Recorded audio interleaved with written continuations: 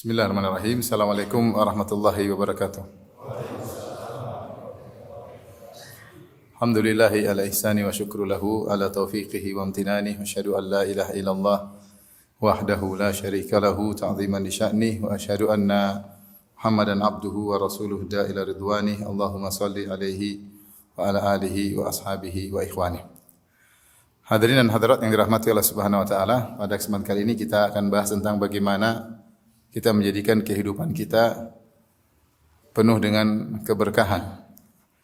Diri kita berkah dan apa yang Allah berikan kepada kita juga berkah. Makanya di antara doa kunut Nabi sallallahu alaihi wasallam, ya, Allahumma hdina fiman hadait wa afina fiman afait wa tawallana fiman tawallait wa barik lana fima a'tait. Ya Allah, berkahilah atas apa yang Engkau berikan kepada kami. Dan Allah Subhanahu wa taala memuji hambanya Nabi Isa alaihissalam yang Allah abadikan dalam Al-Qur'an, di mana Nabi Isa berkata, "Wa ja'alani mubarakan aina ma kuntu." Allah menjadikan aku berkah dimanapun aku berada. Siapa yang hidupnya berkah, berarti dia mendapatkan kebaikan yang sangat banyak. Waktunya tidak terbuang sia-sia, umurnya tidak terbuang sia-sia, setiap kegiatannya, setiap perbuatannya mendatangkan faedah untuk dirinya atau untuk orang sekitarnya, sehingga dia dikatakan orang yang berkah. Taib, keberkahan maknanya adalah kasratul khair wa thubutuhu, yaitu banyaknya kebaikan dan tetapnya kebaikan tersebut. Dijelaskan oleh para ahli lughah, karena al-barakah, ya, al-barakah diambil dari kata kalimat al-birkah. Al-birkah adalah majma'ul ma', yaitu banyaknya air, ya, ketika terkumpul pada suatu tempat disebut dengan al-birkah. Kemudian juga diambil dari kata al-buruk, yaitu ketika onta menderem, ya, dia turun, dia menderem, namanya barakal ibil, yaitu onta menderem. Maka dia melakukan buruk, yaitu dia menetap. Sehingga kata barakah itu merupakan gabungan dari dua hal. Kebaikan yang banyak dan menetapnya kebaikan tersebut. Ya, kasratul khair wa thubutuhu. Kebaikan yang banyak seperti al-birkah, tempat terkumpulnya air yang banyak, dan menetapnya kebaikan tersebut seperti al-buruk, itu burukul ibil. Dan maksudnya jika seorang diberkahi oleh Allah, itu Allah berikan dia kebaikan yang banyak dan kebaikan tersebut menetap padanya. Dan Allah Subhanahu wa taala dialah wahibul barakah, dialah penganugerah barakah. Yang menentukan ini berkah atau tidak adalah Allah Subhanahu wa taala. Oleh karena seorang tidak mengatakan ini berkah atau tidak kecuali ada dalilnya. Karena Allah yang menentukan melalui ayat-ayat Allah maupun melalui lisan Rasulullah sallallahu alaihi wasallam bahwa ini berkah atau tidak, ya. Dan Allah Subhanahu wa taala memberkahi apa yang Allah kehendaki. Allah mensifati dirinya dengan tabarak. Tabarak dalam banyak ayat. Tabarakalladzi biyadihil mulk wa huwa ala kulli syai'in qadir. Tabarak, maha berkah zat Allah, ya. Alladzi biyadihil mulk, yang di tangannya lah kerajaan, wa huwa ala kulli syai'in qadir, dan dia maha kuasa atas segala sesuatu. Tabarakallahu rabbul alamin. Maha berkah Allah, penguasa alam semesta. Tabarakalladzi nazzal al-furqana ala abdihi liyakuna lil alamin nadhira. Maha berkah Allah Subhanahu wa taala yang telah menurunkan Al-Qur'an kepada hambanya itu Rasulullah sallam, liyakuna lil alamin nadhira, agar Rasulullah menjadi pemberi peringatan bagi seluruh alam. Tabarakalladzi in syaa'a ja'ala laka khairan min dzalika jannat. Itu dalam surat Al-Furqan. Maha suci Allah atau maha berkah Allah, jika Allah berkehendak Allah akan menjadikan yang lebih baik bagi itu. Tabarakalladzi ja'ala fis sama'i burujan wa ja'ala fiha sirajan wa qamaran munira. Jadi banyak dalam Al-Qur'an Allah mensifati dirinya tabarak. Ibnu Qayyim rahimahullah dalam kitabnya Bada'iul Fawaid menjelaskan bahwasanya jika ditinjau dari kalimat tabarak, maka Allah Subhanahu wa taala ditinjau dari dua tinjauan. Tinjauan pertama al-barakah sebagai sifat Allah. Al-barakah adalah sifat dzatiyah Allah Subhanahu wa taala, seperti rahmat Allah Subhanahu wa taala, ya. Allah seperti al-ulu, maha tinggi. Makanya Allah menggandengkan misalnya tabarakta wa ta'alaita. yaitu maha berkah Engkau ya Allah dan maha tinggi Engkau ya Allah. Jadi sifat Allah Subhanahu wa taala, sifat Allah sifat dengan keberkahan. Oleh karenanya zat Allah berkah, semua perbuatannya berkah, semuanya keputusan berkah, semua yang dari Allah adalah berkah. Maka dia disifati dengan tabarak. Ini tinjauan satu sisi.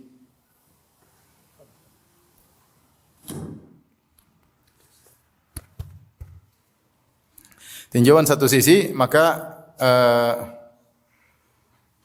Allah Subhanahu wa taala disifati dengan al-barakah, zatnya berkah, sifatnya berkah, firman-Nya berkah, semuanya berkah. Makanya Allah disifati dengan tabarak, yaitu dalam sisi keberkahan yang sangat tinggi. Makanya wazannya tafa'ala, seperti ta'alait, itu maha tinggi. Maka kita terjemahkan maha berkah Allah Subhanahu wa taala. Dari sisi yang kedua, kata Ibnu Al-Qayyim rahimahullah taala, Allah juga melakukan perbuatan memberi berkah. Yubarik, Allah memberi berkah. Karena dia adalah wahibul barakah, dia yang memberikan berkah kepada siapa yang dia kehendaki. Ya. Rabbuka yakhluqu ma yasha wa yakhtar. Allah menciptakan apa yang Allah kehendaki, Allah pilih siapa yang Allah kehendaki. Maka Allah menjadikan berkah sebagian zat, Allah menjadikan berkah sebagian waktu. Seperti Allah Subhanahu wa taala menjadikan para anbiya tubuh mereka berkah. Di antara tadi Nabi Isa berkata, "Wa ja'alani mubarakan aina ma kuntu." Ya, bahwasanya Allah menjadikan aku berkah dimanapun aku berada. Rasulullah SAW tubuhnya semua berkah. Rambutnya berkah, jasadnya berkah, ludahnya berkah, keringatnya berkah. Sampai Rasulullah SAW ketika cukur rambut, dia bagi-bagi rambutnya. Sallallahu alaihi wasallam. Ketika Rasulullah SAW meludah, para sahabat berebutan menada ludah Nabi Sallallahu alaihi wasallam kemudian diusapkan ke tubuh mereka. Kenapa? Karena ludah Nabi berkah. Ya. Kalau Rasulullah SAW berwudu, para sahabat rebutan mengambil bekas wudu Nabi SAW. Karena bekas wudu Nabi apa? Berkah. Demikian juga keringat Nabi SAW. Sampai ketika Nabi tidur datang Ummu Sulaim. Kemudian dia memerah keringat Nabi SAW. Karena keringat Nabi berkah. Kemudian dicampur dengan minyak wangi milik Ummu Sulaim radhiyallahu ta'ala anha. Jadi zat Nabi SAW berkah. Tentu ini keistimewaan para Nabi. Demikian juga Allah menjadikan seperti Zam-Zam berkah. Kata Nabi sallallahu alaihi wasallam, "Innahu ma'un mubarak, innahu ta'amu tu'min wa shifa'u suqmin." Rasulullah ucapkan dengan mengatakan sungguhnya Zam-Zam adalah air yang berkah. Dia bisa mengenyangkan dan bisa menyembuhkan penyakit.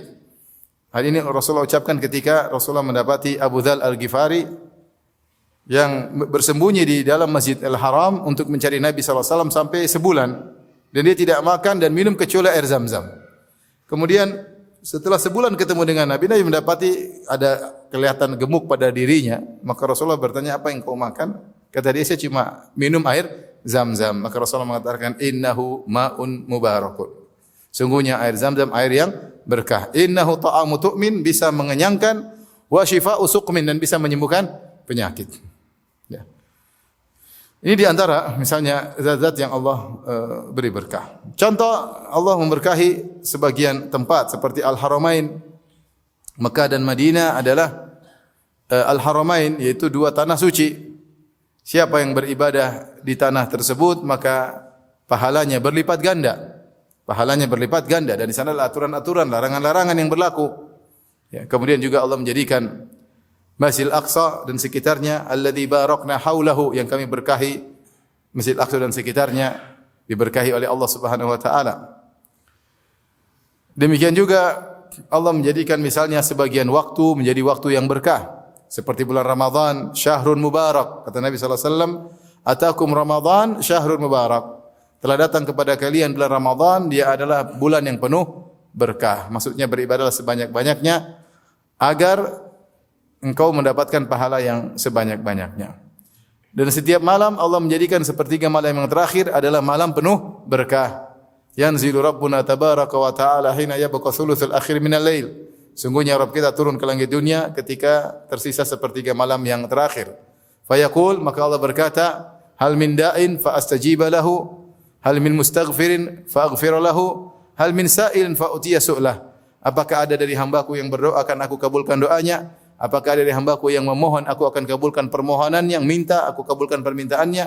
Dan adakah di antara hambaku yang beristighfar, akan aku ampuni dosa-dosanya. Ya.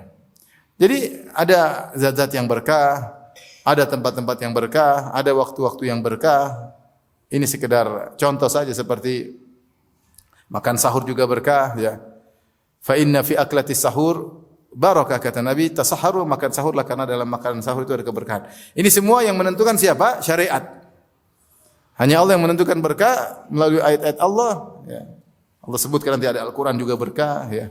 Mubarakun, Al-Quran berkah, atau melalui lisan Nabi sallallahu alaihi wasallam. Oleh karenanya ketika kita mencari keberkahan dalam hidup ini, kita harus cari dalil-dalil yang menunjukkan bahwa itu adalah keberkahan. Baik. Ikhwan dan akhwat yang dirahmati Allah Subhanahu wa taala, bagaimana cara kita meraih keberkahan? Pertama, kita berusaha mencari keberkahan terkait dengan diri kita sendiri. Bagaimana kita bisa berkah? Bagaimana kita bisa berkah? Ketika Nabi Isa mensifati dirinya bahwasanya Allah menjadikan aku berkah, kata Nabi Isa, "Inni Abdullah, ataniyal kitaba wa ja'alani nabiyya." Sungguhnya aku adalah hamba Allah, ataniyal kitab, Allah telah berikan kepadaku Injil, wa ja'alani nabiyya, dan Allah menjadikan aku seorang nabi. Wa ja'alani mubarakan aina ma kuntu, dan Allah menjadikan aku berkah dimanapun aku berada. Ini poin yang pertama. Nabi Isa berkah dimanapun dia berada. Selain zatnya berkah, ternyata dia juga ada sisi keberkahan yang lain. Para ulama, para ahli tafsir, kalau kita baca tafsir mereka tentang perkataan Nabi Isa, Allah menjadikan aku berkah dimanapun aku berada, maka kembali kepada 3 penjelasan. Ada yang mengatakan maksud Nabi Isa berkah dimanapun dia berada. Ada yang mengatakan kana mualliman lil khair, dia suka mengajarkan kebaikan. Di mana-mana dia suka mengajarkan kebaikan. Makanya dia dipanggil sebagai al-muallim, guru. Ya. Sang guru, di mana-mana dia datang, dia menyampaikan kebaikan, dia menasihati. Di manapun dia berada, ada yang perlu nasihati, dia nasihati. Ini sisi pertama. Kana mualliman lil khair, dia selalu mengajarkan kebaikan di manapun dia berada. Yang kedua, sebagian ahli tafsir mengatakan kana qadha'an lil hawaij. Beliau adalah orang yang suka membantu menunaikan kebutuhan orang lain. Kalau ada orang butuh dia berusaha bantu, ada orang butuh dia berusaha bantu. Beliau seperti itu Nabi Isa alaihissalam. Dan penafsiran yang ketiga disebut nafa'an lil ghair. Beliau atau nafa'an lin nas. Beliau sering beri manfaat kepada orang lain, sering beri manfaat kepada orang. Ada yang bisa beliau berikan kepada orang lain. Jadi Nabi Isa alaihissalam dikatakan berkah kembali kepada 3 sifat ini. Sering mengajarkan kebaikan, sering membantu keperluan orang lain, sering beri manfaat kepada orang lain. Inilah keberkahan zat. Dan seorang muslim harusnya demikian. Seorang muslim harusnya demikian. Tidak dimanapun dia berada kecuali dia memberi manfaat kepada sekitarnya. Makanya Rasulullah SAW menyamakan keberkahan korma dengan muslim, dengan keberkahan seorang muslim. Kata Nabi SAW, "Inna minasyajari lama barakatuhu kabarakatil muslim." Sungguhnya di antara pohon-pohon ada yang keberkahannya seperti keberkahan muslim, seorang muslim. Kata Nabi, pohon apakah itu? Kemudian Rasulullah jelaskan, hiya nakhlah, dia adalah pohon korma. Para ulama menjelaskan kenapa pohon korma dikatakan keberkahannya seperti keberkahan seorang muslim, karena pohon korma setiap bagiannya semuanya bermanfaat. Tidak ada satupun bagian dari pohon korma yang tidak bermanfaat. Dari ujung sampai ujung. Semuanya bermanfaat. Terutama dalam kehidupan di zaman Nabi SAW dan para sahabatnya. Korma, batangnya, buahnya, dahannya, jaridahnya, semuanya bermanfaat. Sampai bijinya bermanfaat. Dijelaskan oleh para ulama, tidak ada satu bagian pun dari pohon korma yang terbuang. Semuanya bermanfaat. Untuk menunjukkan bahwasanya korma adalah pohon yang berkah. Yang menakjubkan, bukan seorang muslim yang disamakan dengan korma, tapi korma yang disamakan dengan seorang apa? Muslim. Kata Nabi, "Inna minasyajari lama barakatuhu kabarakatil muslim." Sungguhnya ada sebuah pohon yang keberkahan pohon tersebut seperti keberkahan seorang apa? Muslim. Maka mana yang lebih utama? Muslim, karena korma yang disamakan dengan muslim. Maka ini isyarat bahwa seorang muslim seharusnya demikian. Dimanapun dia berada, dia berkah.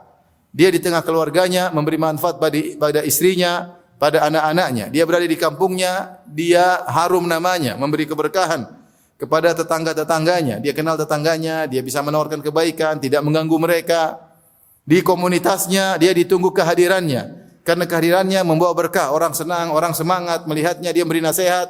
Itulah muslim yang berkah. Muslim yang berkah. maka benar sabda Nabi SAW, khairukum anfa'ukum linnas. Sebaik-baik kalian adalah yang paling terbaik bagi orang lain. Rasulullah SAW bersabda, wa ahabbul a'mali ila Allah sururun tudkhiluhu fi qalbil muslim. Dan amalan yang paling dicintai oleh Allah adalah rasa bahagia yang kau masukkan dalam hati seorang muslim. Au tatruda anhu ju'an, atau kau hilangkan rasa laparnya. Au taqdiya anhu dainan, atau kau lunaskan hutangnya. Atau kau hilangkan kurbahnya, kau hilangkan penderitaannya. La an amshiya ma'a akhin li fi hajatihi ahabbu ilayya min an a'takifa fi hadzal masjid syahran. Atau takshifa anhu kurba, atau kau hilangkan penderitaannya. Dan kata Nabi, aku berjalan dengan seorang saudaraku dalam rangka untuk memenuhi hajatnya, lebih aku sukai daripada di Masjid Nabawi i'tikaf selama sebulan. Sehingga para ulama memberikan kaidah bahwasanya al-ibadat al-muta'addiyah khairun minal ibadatil qasirah.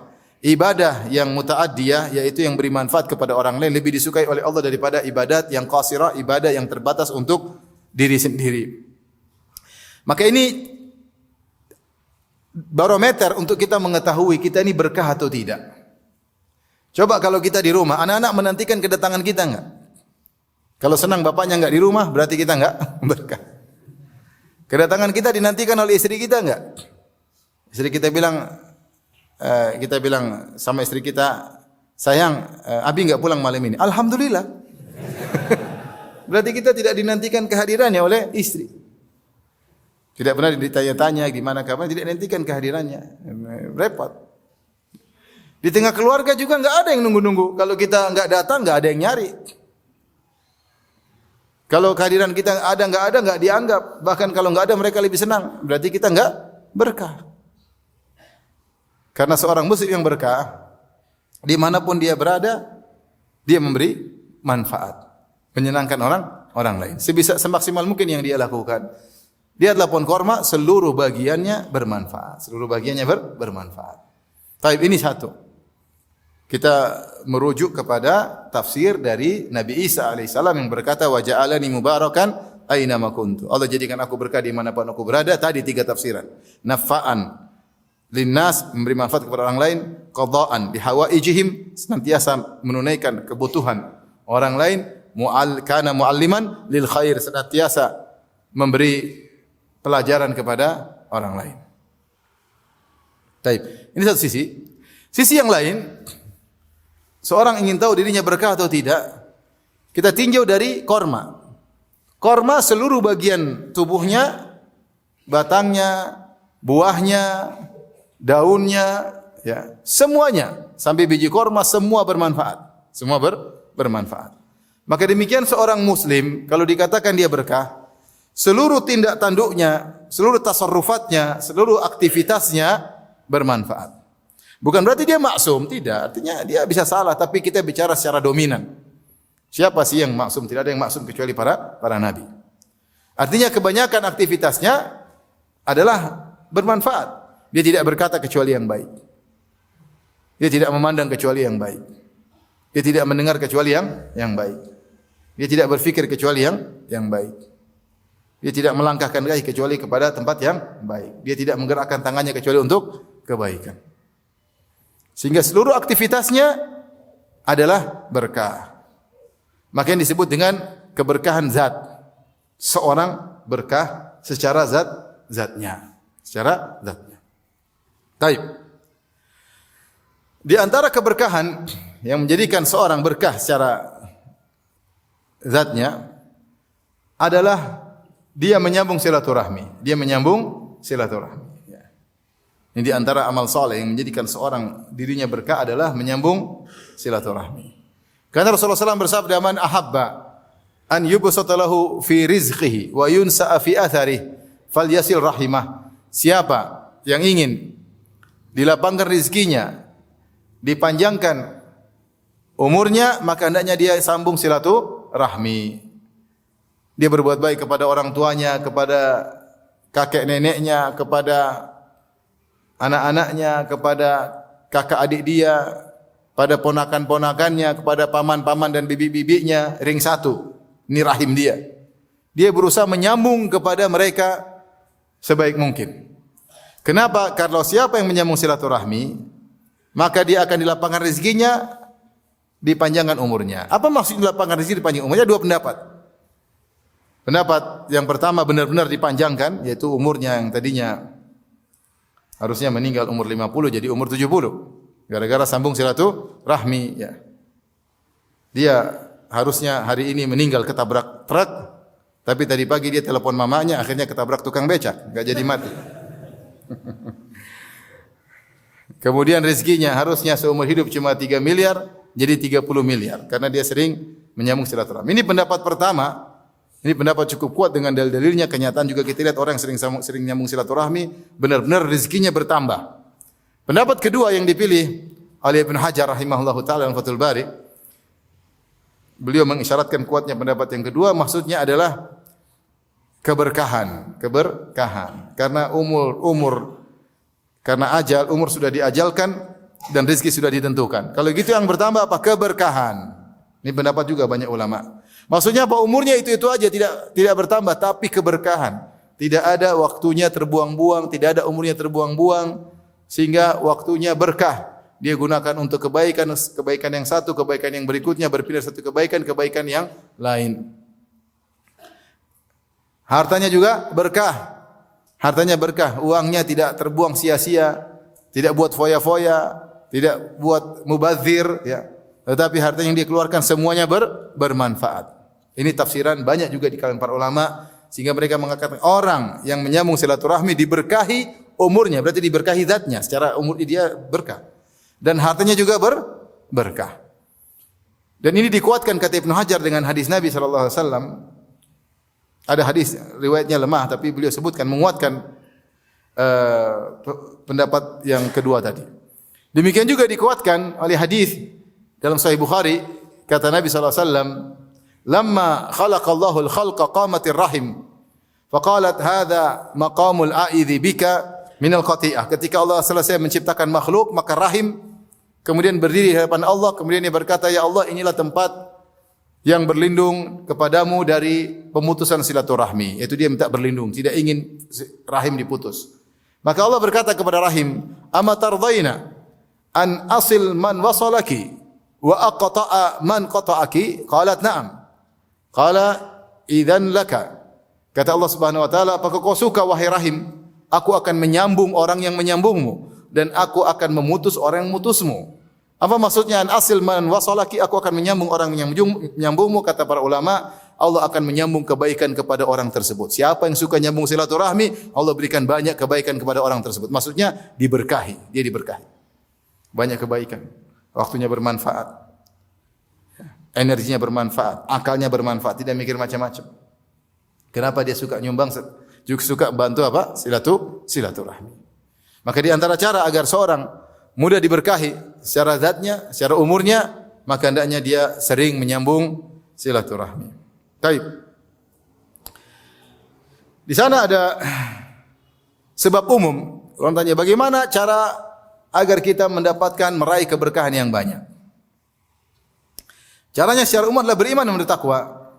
Kata Allah Subhanahu wa taala, "Walau anna ahlal qura amanu wattaqau la fatahna alaihim barakatim minas sama'i wal ard walakin kadzdzabu." Seandainya penduduk suatu negeri beriman dan bertakwa, maka kami akan buahkan bagi dia keberkahan-keberkahan dari langit dan bumi. Keberkahan akan diberikan oleh Allah dari sekitar dia, dari langit datang, dari bumi datang, dari mana-mana datang keberkahan kepadanya. Dengan syarat amanu wattaqau, beriman dan bertakwa. Maka di antara cara agar kita meraih keberkahan dari sekitar kita adalah memperbaiki iman kita. Bagaimana cara memperbaiki iman kita? Di antaranya belajar tentang rukun iman. Belajar. Iman kepada Allah itu bagaimana? Iman kepada malaikat. Kita belajar secara wawasan, kemudian kita mulai menghayati dalam hati kita. Benar-benar kita imani. Karena rukun iman mungkin secara ilmu mudah kita pelajari. Ya, ada pembahasan rukun iman, malaikat, iman kepada malaikat, iman kepada takdir, iman kepada hari kiamat, iman kepada para rasul, iman kepada kitab-kitabnya, iman kepada Allah. Rukun iman yang 6. Kita pelajari dan kita hayati. Semakin kita kuat imannya, semakin kuat penghayatan, semakin kuat kita yakini, maka semakin Allah beri berkah kepada kita. Yang kedua selain iman, kata Allah wattaqau, dan bertakwa. Bertakwa secara makna spesifik yaitu meninggalkan kemaksiatan, meninggalkan kemaksiatan. Maka semakin seorang menjauhkan diri dari maksiat, maka semakin berkumpul keberkahan kepadanya. Dia meninggalkan dosa besar maupun kecil. Itulah hakikat takwa. Khallidh dhunuba saghiraha wa kabiraha dzaka tuqa wasna kamashin fawqa ardi syauqi yahdharu ma yara. Tinggalkanlah dosa-dosa besar maupun kecil, itulah hakikat ketakwaan. Jadilah engkau seperti seorang berjalan di atas tanah yang penuh dengan duri, dia waspada, duri besar, duri kecil dia berusaha menghindar. La tahqiranna saghiratan innal jibala minal hasa. Jangan remehkan dosa kecil, sungguhnya gunung-gunung yang besar tersusun dari kerikil-kerikil yang atau batu-batu yang kecil.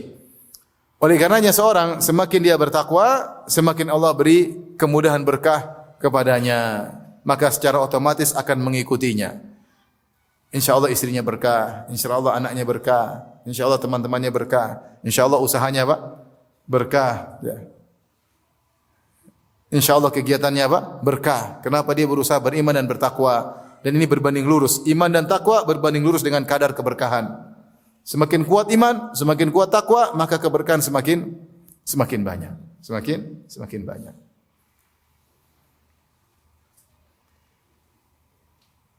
Kita lihat contoh misalnya saya lihat misalnya Syekh Abdul Razak hafizahullah taala. Subhanallah.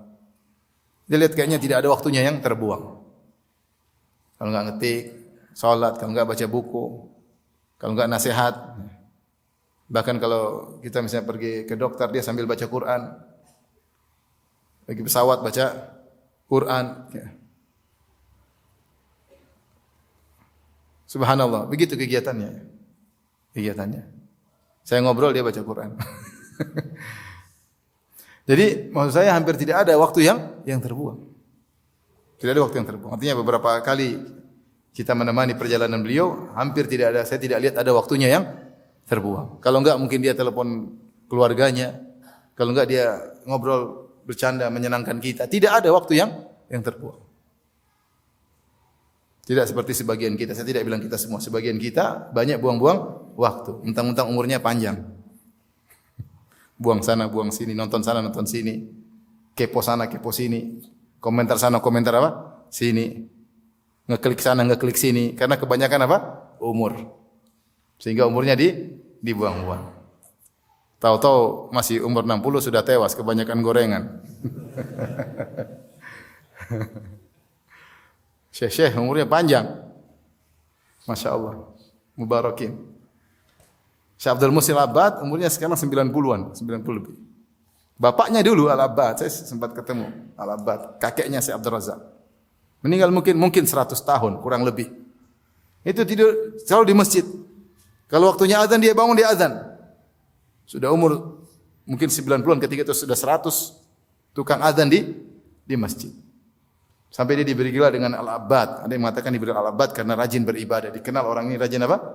Beribadah. Berkah. Ini masalahnya kita, ini masalah pada iman dan takwa. Masalah kita pada iman dan takwa. Di Indonesia itu banyak apa? Ujian. Ada yang bilang enak Ustaz kalau tinggal di Madinah enggak ada ujian. Saya bilang ujian juga ada. Masing-masing ada ujiannya. Saya tinggal di Boyolali Ustaz. Ya, qadarullah. Dimanapun kita bisa bertakwa itu bukan alasan.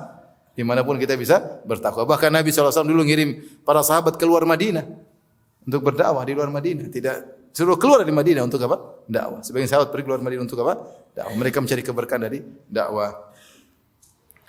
Jadi sumber keberkahan adalah iman dan takwa.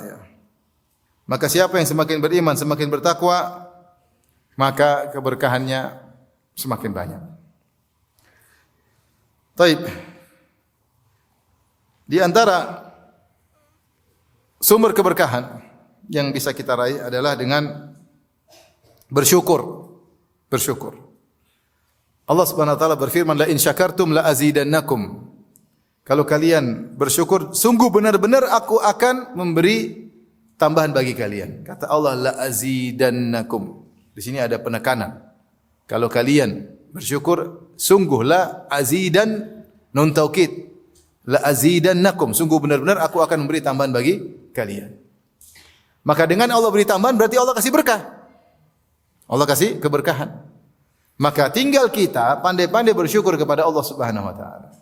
Dan sudah ada pengajian khusus tentang makna syukur. Intinya syukur itu kembali kepada hati, kepada lisan, kepada perbuatan tubuh.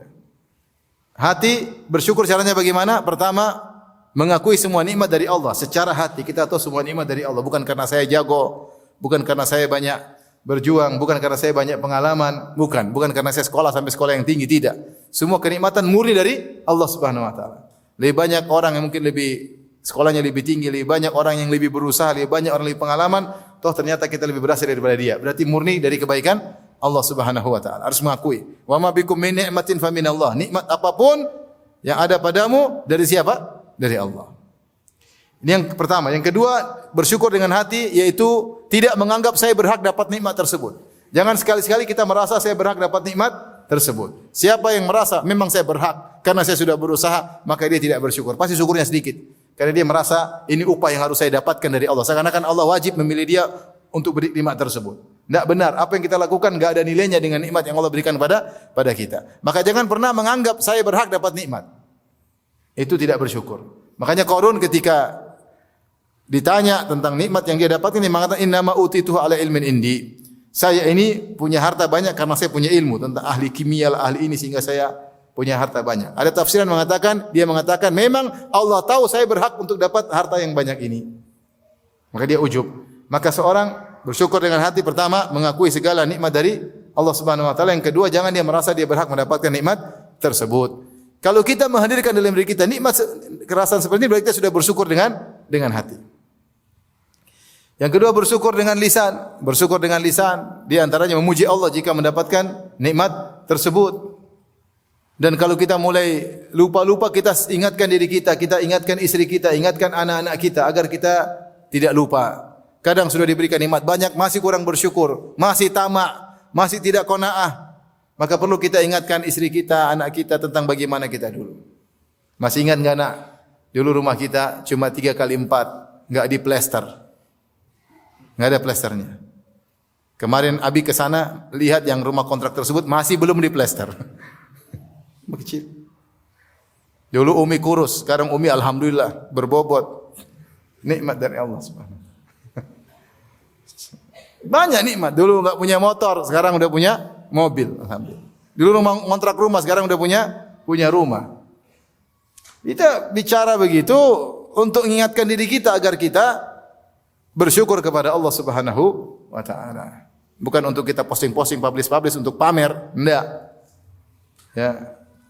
Amma bi ni'mati rabbika fahaddits, adapun nikmat Rabb maka sebut-sebutlah agar kau bersyukur kepada Allah Subhanahu wa taala, bukan untuk sombong dan angkuh. Ini sederhana. Di antaranya bersyukur adalah dengan secara aplikasi menggunakan nikmat yang Allah berikan tersebut untuk kebaikan. Karena setiap nikmat ada tanggung jawabnya. Kata Allah, "Tsumma latus'alunna yauma idzin anin na'im." Semua nikmat yang kita miliki akan ditanya. Nikmat bentuk apapun. Lihatlah ketika seorang mujahid dibangkitkan oleh Allah, Allah tanya, fa'arafahu ni'amahu, Allah ingatkan nikmat-nikmat yang Allah berikan kepada dia, fa'arafaha, dia ingat. Jagoan, pandai menggunakan senjata, keberanian. Allah bertanya, wa ma amilta fiha? Apa yang kau lakukan dengan nikmat tersebut? Keberanian, tubuh yang kuat, keahlian menggunakan senjata, apa yang kau gunakan? Semua nikmat ditanya, model nikmat apapun. Kalau bentuk syukur dia gunakan di jalan Allah, maka dia berkata, qataltu fika hatta tusyhid, saya perang karena engkau ya Allah sampai aku mati syahid. Benar dia gunakan, masalahnya dia riya aja. Dia riya. Yang dia jawab itu sudah benar. Dia gunakan semua daya upaya yang Allah berikan kepada dia untuk berjihad di jalan Allah. Sudah benar. Cuma niatnya yang salah. Jadi amburadul.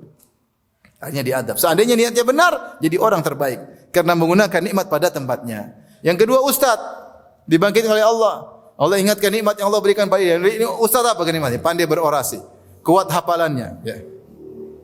Mungkin suaranya bagus ketika baca Al-Quran. Allah tanya, apa yang kau gunakan dengan nikmat tersebut? Kecerdasan buat apa? Kekuatan hafalanmu buat apa? Dia mengatakan, qara'tu fikal Quran hatta qara'tu fikal Quran wa 'allamtu. Aku baca Quran karena engkau dan aku mengajarkannya. Kata Allah, kadzabta, kau dusta. Kadzabta, kau dusta. Tetapi kau melakukannya supaya kau dikatakan qari, ahli baca Quran, supaya kau dikatakan alim, seorang alim. Padahal sudah benar sebenarnya apa yang dilakukan. tapi niatnya salah. Demikian dermawan, Allah berikan segala macam kenikmatan, Allah bertanya apa yang kau lakukan? Kata dia, "Ma taraktu min sabilin tuhibbu an yunfaqa fiha ila anfaqtu fiha." Tidak ada jalan kebaikan apapun yang kau suka aku berinfak, aku infak ya Allah. Semuanya karena engkau, kata Allah, kadzabta, kau dusta, walakin liyaqul annaka jawad. Kau dusta tapi kau ingin dikatakan orang sang dermawan. Intinya di antara bentuk syukur kita gunakan nikmat tersebut di jalan yang Allah ridhai. Untuk punya uang buat apa uang tersebut? Untuk punya kekuatan buat apa?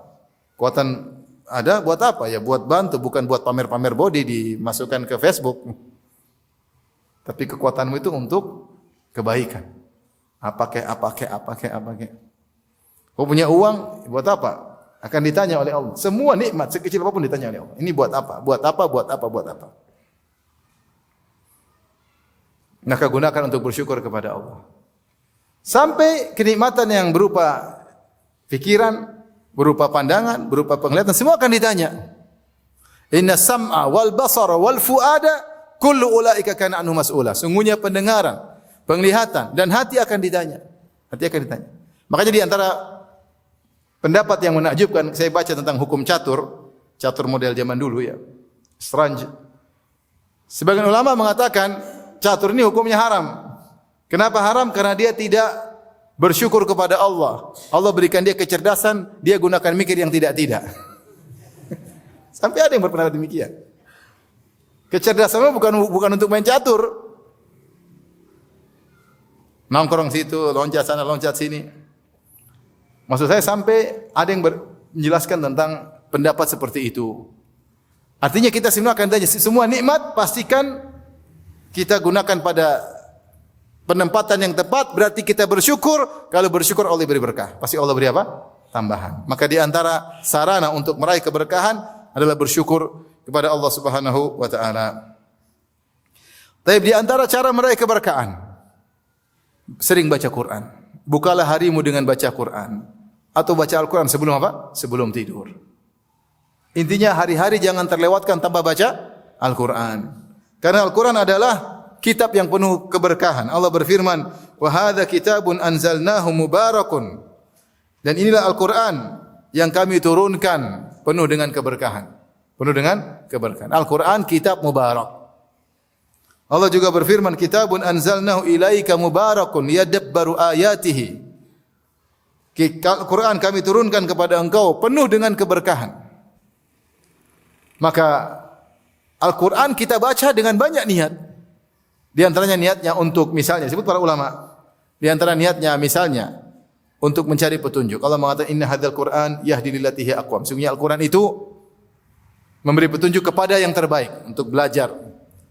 Di antaranya baca Quran misalnya untuk wasyifa'ul lima fis sudur, untuk menyembuhkan penyakit hati supaya tidak hasad, supaya tidak dengki, supaya ikhlas, supaya kalau hati kita tertawan oleh syahwat bisa keluar syahwat tersebut. Banyak penyakit hati kita, di antaranya dengan baca Al-Quran. Di antaranya misalnya kalau orang penyakit fisik, dia boleh baca Quran dengan niat untuk meruqyah apa? Dirinya. Di antaranya untuk cari keberkahan. Dia buka harinya dengan baca Al-Quran, harinya insya Allah penuh berkah. Beda kalau seorang hari-harinya baca Quran, dia pasti merasakan perbedaan dalam kehidupannya. Beda kalau dia tinggalkan hari tersebut tidak baca Quran sama sekali. Dia pasti merasa ada keberkahan yang hilang. Oleh karena seorang muslim jangan sampai tidak baca Quran setiap hari, harus baca meskipun sedikit. Baca. Kalau Al-Quran akan memberi keberkahan, memudahkan urusan. Bahkan sebagian surat Allah mengatakan seperti Rasulullah mengatakan berkah secara zat, kata Al-Quran secara umum, dan ada sebagian surat khusus seperti Rasulullah berkata, "Iqra'u Al-Baqarah." Bacalah surat Al-Baqarah. Fa inna akhdhaha barakah wa tarkaha hasrah. Wala tastati'uha al-batalah. Bacalah surat Al-Baqarah. Sungguh mengambil surat Al-Baqarah itu membacanya adalah keberkahan dan meninggalkannya adalah penyesalan. Dan surat Al-Baqarah tidak bisa dilawan oleh para penyihir. Jadi maksud saya menjadi kita terkadang hidup ini dada sempit, urusan macet, sulit, kepala pening, ternyata kita tidak baca Al-Qur'an. Maka suruh istri, suruh anak-anak baca Al-Qur'an. Biar rumah penuh dengan apa? Keberkahan. Rumah ini penuh keberkahan. Baca Al-Quran, setan kabur. Ini bukan baca Quran, nonton Korea, setan malah datang. ikut nonton. Bagaimana mau berkah di rumah? Berkah di rumah baca Al-Quran, zikir pagi petang di rumah, putar murotal, putar pengajian, keberkahan. Tapi kita sendiri baca Quran, karena Quran adalah kitabun mubarak. Ini sumber keberkahan luar biasa, namun kita sepelekan. Pingin hidup berkah, pingin urusan berkah, baca Al-Quran. Baca Al-Quran. Taib.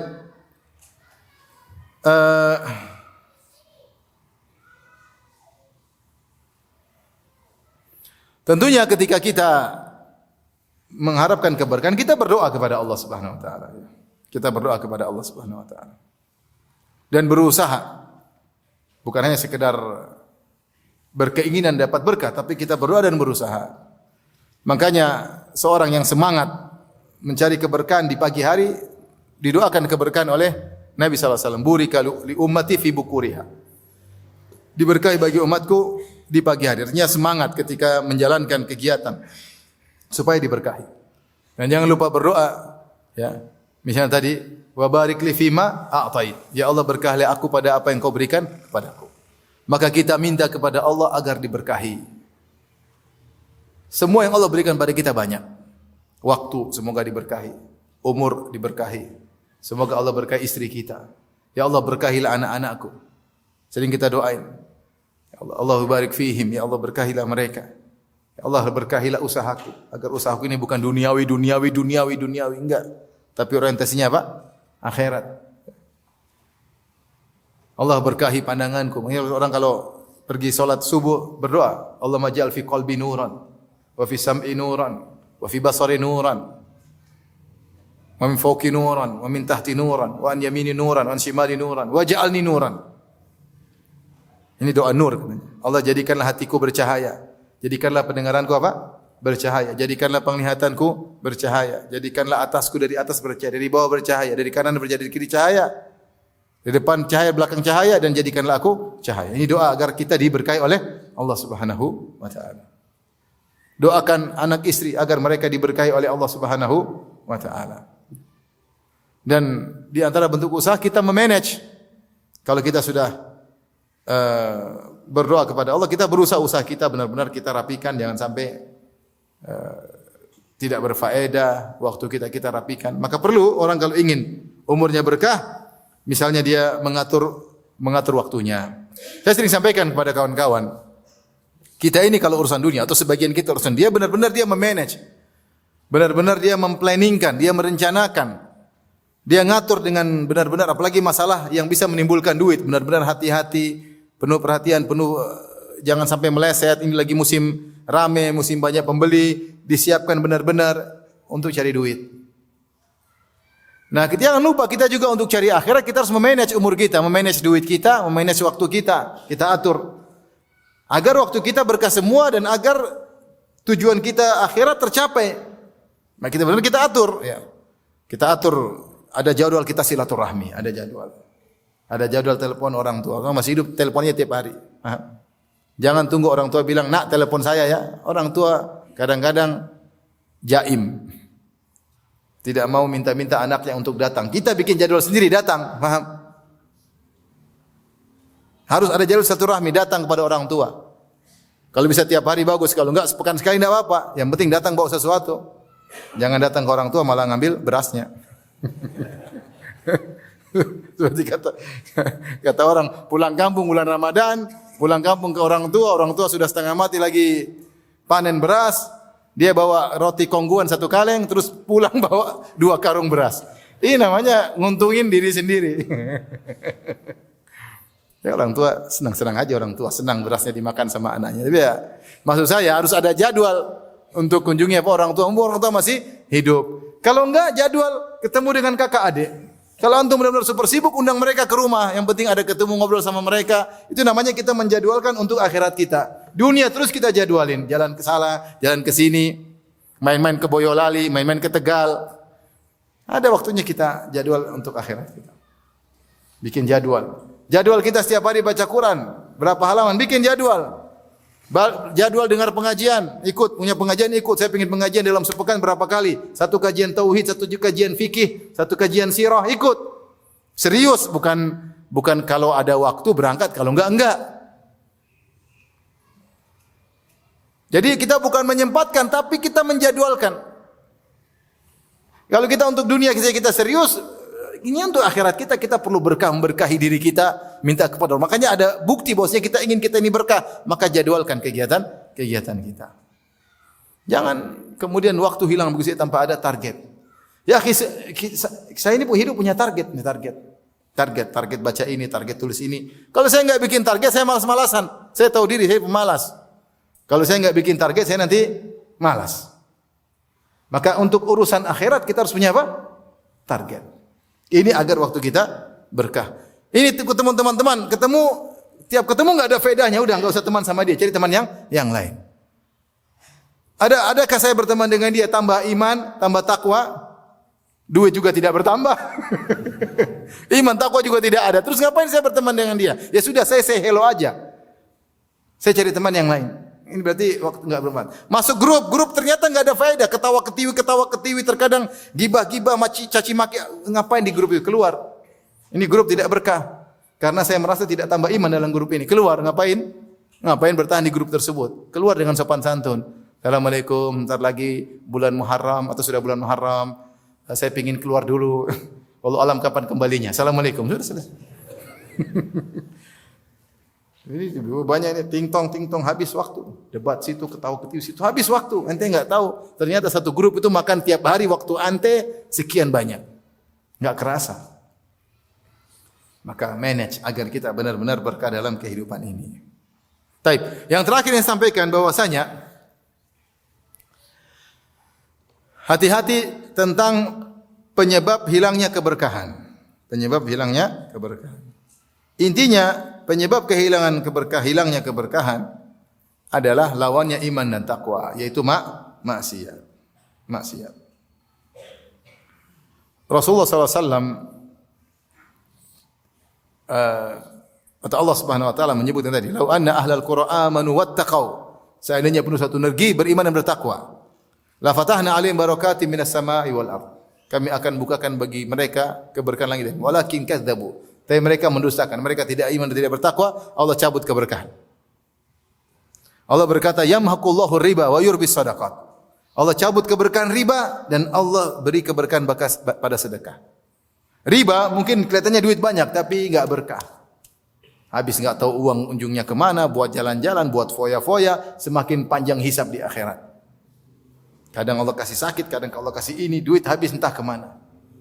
Kalaupun enggak habis, saya dibuat macam-macam. Cabut berkah itu duit banyak tapi enggak tahu kemana. Enggak ada faedahnya. Kalaupun ada buat maksiat. Allah cabut keberkahan dari riba. Kenapa? Riba maksiat. Wa yurbis shadaqat, Allah beri keberkahan kepada sedekah. Sedekah habis tapi ternyata berkah. Manfaat Allah tambah lagi. Bagi lagi manfaat Allah tambah lagi. Bagi lagi Allah tambah lagi. Subhanallah, berkah. Jadi semua maksiat menghilangkan keberkahan. Nabi SAW juga bersabda, Al-Bayyan, tentang dua orang yang mengadakan transaksi. Kata Nabi SAW, "Wa in sadaqa wa bayyana burika fi bai'ihima."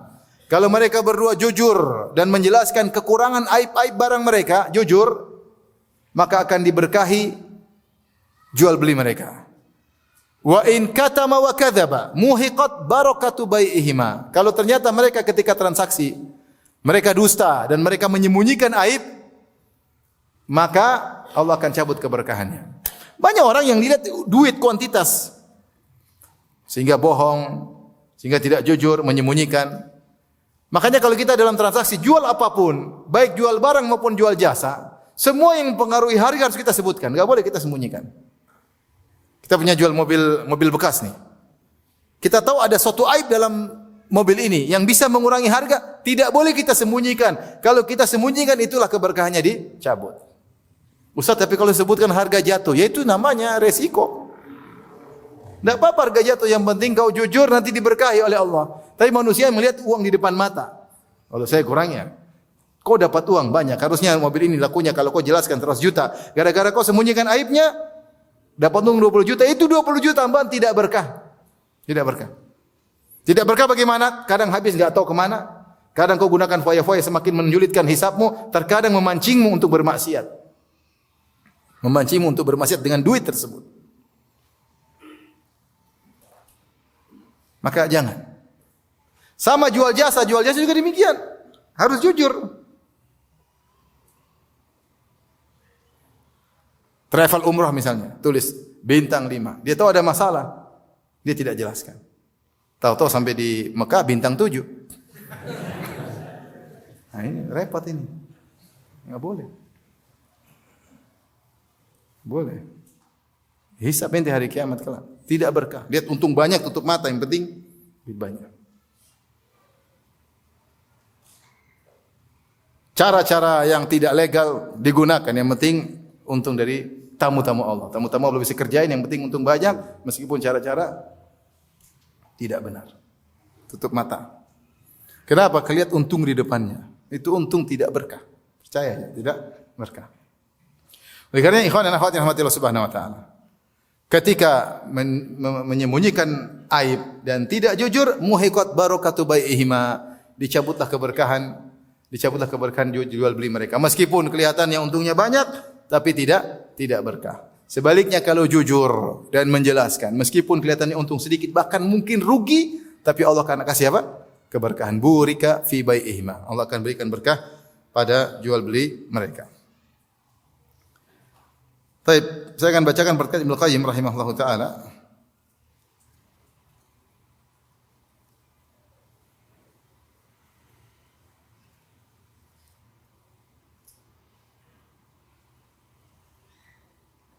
Ibnu Qayyim berkata, "Wa min uqubatil ma'asi," dan di antara hukuman maksiat-maksiat, "annaha tamhaqu barakata al-umur." Maksiat itu menghilangkan keberkahan umur. Minimal waktu yang kita gunakan, umur yang kita gunakan untuk takwa, kita gunakan untuk apa? Maksiat. Contoh orang nonton film Korea misalnya. Dia nonton 2 jam. 2 jam itu hilang. Hilang murni, tidak ada berkahnya sama sekali. Seandainya digunakan untuk silaturahmi, digunakan untuk nonton ceramah, digunakan untuk ketawa-ketiwi sama istri dan anak-anaknya, berkah. 2 jam habis untuk nonton film Korea. Dan akhirnya mengantarkan dia pada seri berikutnya.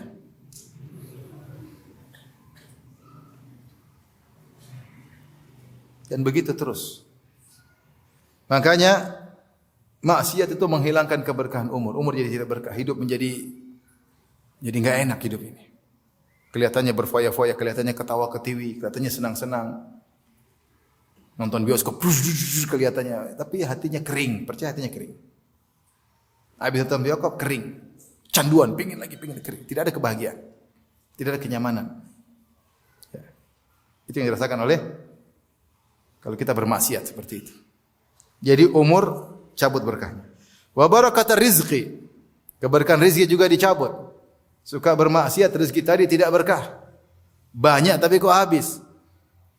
Banyak tapi digunakan untuk foya-foya. Banyak rezeki tapi digunakan untuk apa, Mak? Maksiat. Karena maksiat butuh biaya. Maksiat butuh biaya atau tidak? Minum khamar butuh biaya. Mau berzina butuh biaya. Mau jalan-jalan, nonton-nonton butuh biaya.